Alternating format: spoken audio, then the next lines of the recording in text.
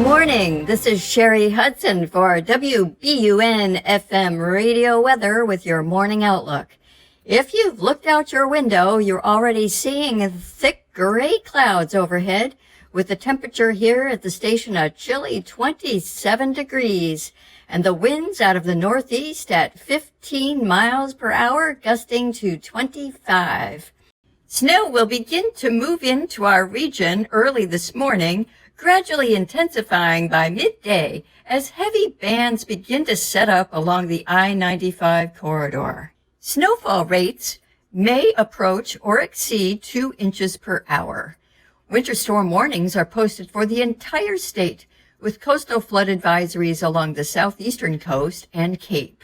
Expect widespread accumulations of at least 8 inches, with some areas south of the Mass Pike likely to reach or even exceed a foot of light powdery snow.